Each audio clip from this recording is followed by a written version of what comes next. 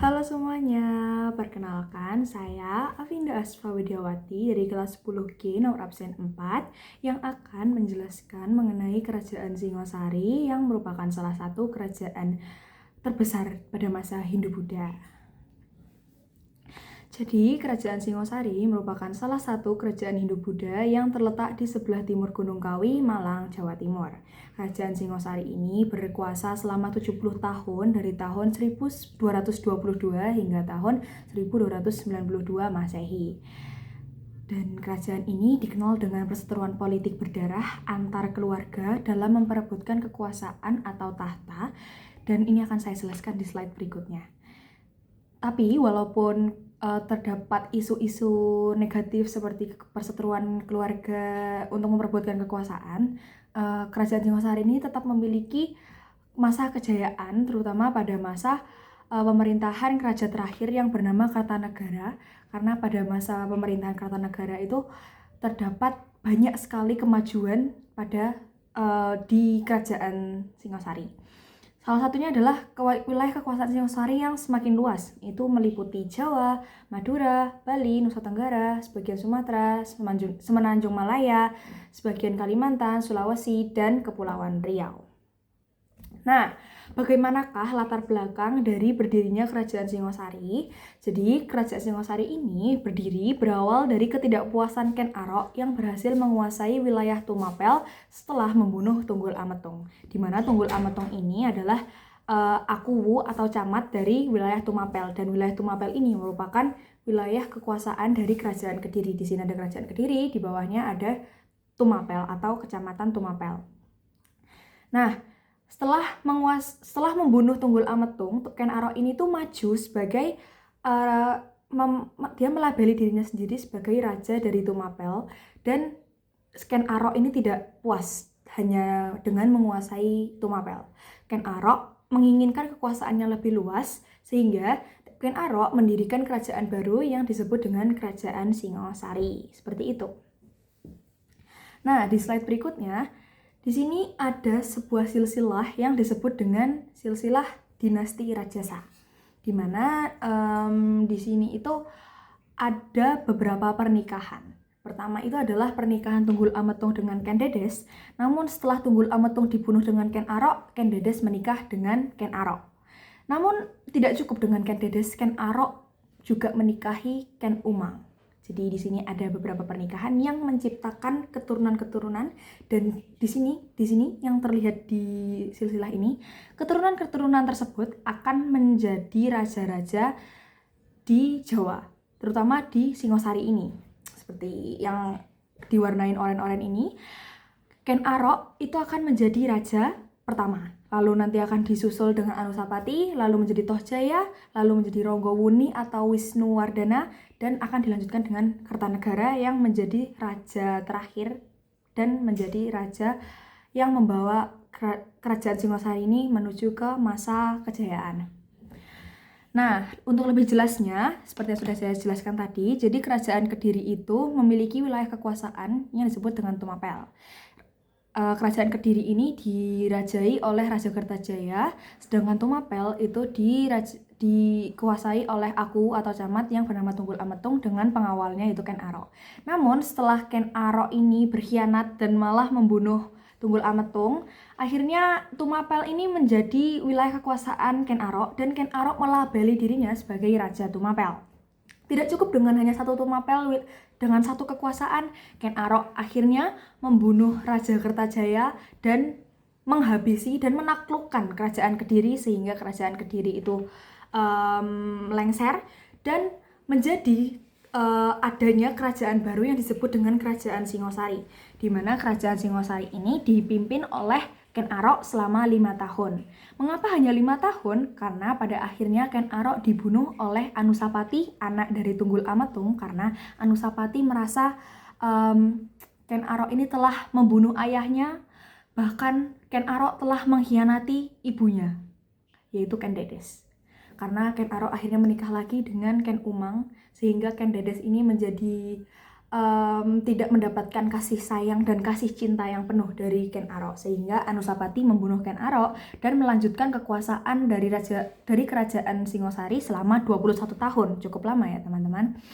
Nah, selama 21 tahun menjabat sebagai Raja Singosari, ternyata Anusapati juga harus berhenti memimpin dan berhenti menguasai karena akhirnya Anusapati dibunuh oleh Tohjaya, di mana Tohjaya adalah anak dari Ken Arok dan Ken Umang.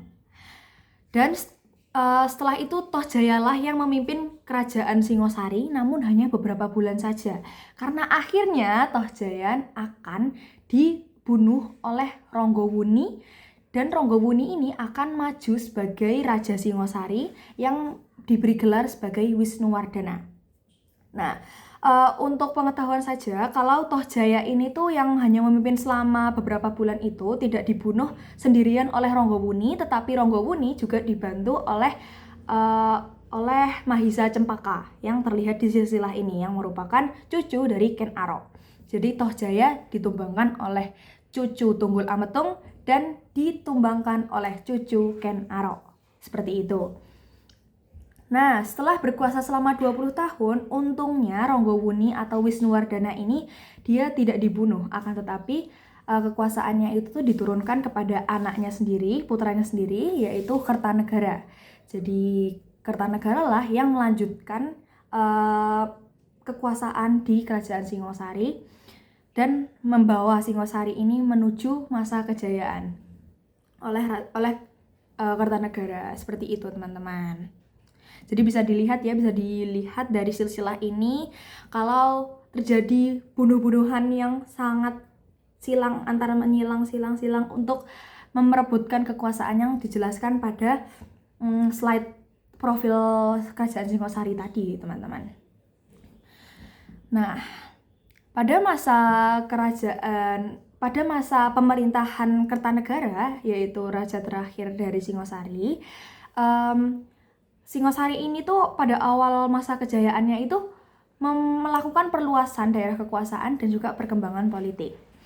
Kertanegara menginginkan wilayah Singosari hingga meliputi seluruh Nusantara. Jadi Kertanegara itu tidak ingin hanya menguasai Singosari di satu bagian saja, tetapi Kertanegara menginginkan wilayah yang lebih luas.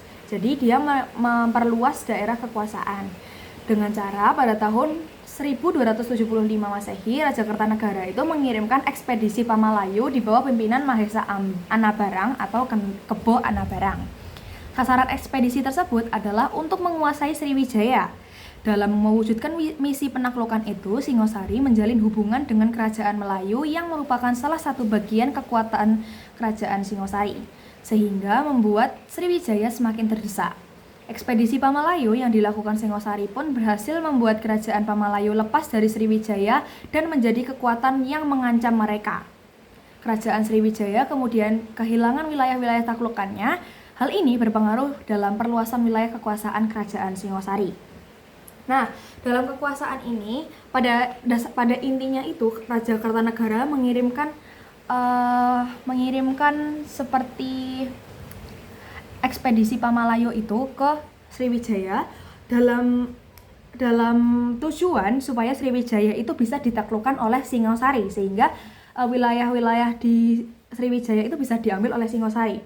Dan ternyata caranya itu cukup unik teman-teman. Dengan cara ekspedisi Pamalayu itu dia menjalin persaudaraan dengan Kerajaan Melayu, di mana Kerajaan Melayu ini merupakan salah satu kekuatan dari Sriwijaya. Jadi kalau misal ekspedisi Pamalayu ini berteman dan bersahabat dengan Kerajaan Melayu dan akhirnya Kerajaan Melayu ini mulai meninggalkan Sriwijaya, otomatis Sriwijaya akan mudah untuk ditaklukkan.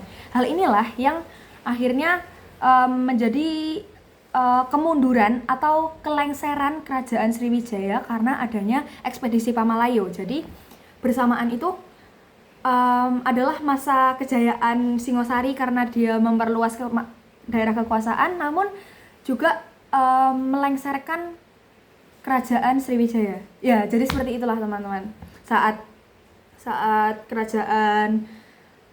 kerajaan Singosari itu menaklukkan Sriwijaya, maka Sriwijaya akan lengser dan akhirnya wilayah di kerajaan Sriwijaya ini menjadi wilayah kekuasaan dari Singosari, seperti itu.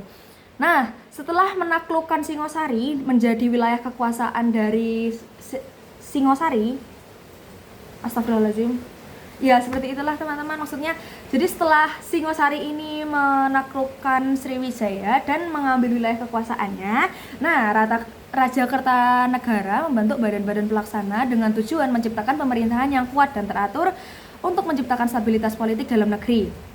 Nah, untuk menciptakan stabilitas politik dalam negeri ini, Kartanegara itu melakukan penataan di lingkungan para pejabat. Jadi orang-orang yang tidak setuju dengan cita-citanya itu diganti. Contohnya ada Patih Ragananta atau Kebo Arema diganti dengan Aragani. Jadi untuk memperkuat politik dari Singosari, Raja Kartanegara ini tuh tegas bagi orang-orang atau pejabat-pejabat yang tidak sesuai atau tidak sejalan dengan cita-cita dari Kertanegara akan digantikan dan dilengserkan. Seperti itu teman-teman. Lanjut, ada di kejayaan di perekonomian pula teman-teman. Di perekonomian, pembangunan pelayaran dan perdagangan di wilayah Sungai Brantas yang bergantung pada pertanian ini juga dilakukan oleh Kerajaan Singosari. Hal ini membuat Singosari menguasai perdagangan dan kemakmuran para petani dan juga pedagang meningkat. Komoditas ekspor Singosari meliputi beras, emas, kayu cendana, dan rempah-rempah itu menjadi kekuasaan dari Singosari teman-teman. Singosari itu juga berhasil menguasai jalur perdagangan dari Selat Malaka hingga Kepulauan Maluku. Jadi pada masa kejayaannya itu perekonomian di Singosari juga meningkat teman-teman. Nah lanjut, di sosial budaya di kejayaannya itu dapat dibuktikan dengan kehidupan sosial masyarakat Singosari menjadi semakin maju dan makmur karena adanya tadi itu perekonomian, politik, dan juga perluasan wilayah. Lalu yang kedua adalah struktur pemerintahan Singosari yang menjadi lebih mantap. Lalu yang ketiga, agama Hindu-Buddha berkembang pada masa ini. Lalu yang keempat adalah kehidupan budaya yang ada di kerajaan Singosari tergolong cukup maju teman-teman. Lalu yang kelima adalah banyak sekali produk kebudayaan yang dihasilkan dari kerajaan tersebut. Dan yang terakhir adalah penyebaran Hindu-Buddha yang semakin meluas dan semakin pesat dengan adanya kerajaan Singosari ini teman-teman. Nah, dengan adanya dengan adanya masa kejayaan ini, maka kerajaan Singosari itu tuh dapat teman-teman, mendapatkan beberapa ancaman yang akan dijelaskan di fase kemunduran. Nah, di fase kemunduran ini terdapat dua alasan penting, yaitu pertama adalah konflik dengan bangsa Mongol, terutama dengan rajanya yang bernama Kubilai Khan. Lalu yang kedua adalah adanya konflik dengan Jayakatwang. Jadi atas masa kejayaan dari Singosari justru menimbulkan dua konflik besar dengan bangsa Mongol dan juga dengan Jayakatwang. Bagaimanakah proses dari fase kemundurannya? Kita masuk ke slide berikutnya. Nah, jadi pertama di fase kemundurannya itu adalah akibat dari konflik dengan bangsa Mongol. Nah, bisa dilihat di diagram yang saya buat ini sudah saya urutkan. Karena melihat kejayaan Singosari, Kubilai Khan, yaitu Raja Mongol, tertarik untuk menjadikan Singosari menjadi daerah kekuasaannya. Lalu Kubilai Khan menyuruh Singosari mengirim pangeran ke Mongol sebagai bentuk ketundukan. Namun Kertanegara itu justru melukai Jadi Kertanegara itu justru melukai wajah utusan Kubilai Khan dan menolak keras tunduk kepada Mongol. Jadi Raja Mongol itu menginginkan Singosari untuk tunduk ke Mongol, namun Kartanegara itu tidak ingin teman-teman, dan sangat keras menolak. Hingga akhirnya Kubilai Khan ini tuh tersinggung, lalu mengirim armada perang untuk menyerang Singosari. Jadi kemundurannya itu karena adanya pasukan perang atau armada perang untuk menyerang Singosari. Bersamaan dengan itu, ke slide berikutnya ada konflik dengan Jayakatwang, di mana tuh awalnya sebenarnya tuh Kertanegara dan juga Jayakatwang tuh berkerabat baik teman-teman. Dengan buktinya nih ya, itu tuh si Kertanegara tuh menikahkan Jayakatwang dengan adiknya, yaitu Turuk Bali. Lalu yang kedua, anak dari Jayakatwang, yaitu Ardaraja, itu diangkat menjadi menantu Kertanegara. Nah, hal ini kan juga membuktikan kalau kekerabatan antara Kartanegara dan Jayakatwang itu tuh sebenarnya baik kan. Namun ternyata Jayakatwang itu merupakan salah satu keturunan dari kerajaan Kediri, di mana kita ingat tadi kerajaan Kediri itu dimusnahkan oleh Ken Arok, di mana Ken Arok adalah cikal bakal dari kerajaan Singosari. Nah, Jayakatwang ini dihasut oleh pengawalnya atau patihnya, karena si Jayakatwang ini tuh dia terhasutnya gini teman-teman, terhasutnya tuh kayak oh iya, Singosari kan membunuh leluhurku, kenapa mereka bisa lebih jaya sekarang, padahal kalau misalnya leluhurku enggak dibunuh pasti bisa lebih jaya lagi. Nah, atas pemikiran itu Jayakatwang akhirnya itu memberontak Singosari dibantu dengan Arya Wiraja. Nah, karena kalian ingat kan tadi barusan kalau bersamaan dengan konflik Mongol, jadi pertahanan dari Singosari itu tuh sangat lemah teman-teman. Jadi saat Jayakatwang memberontak melalui utara dan selatan itu sangat mudah, karena Singosari ini tuh pertahanannya cukup lemah pada saat itu karena menghadapi dua konflik yang cukup kuat. Pertama adalah konflik dengan Mongol dengan armada-armada yang dikirimnya, dan yang kedua itu konflik dengan Jayakatwang ini. Jadi langsunglah Singosari itu langsung mundur dan lengser. Seperti itu teman-teman. Nah, setelah itu Jayakatwang itu mendirikan Kediri kembali.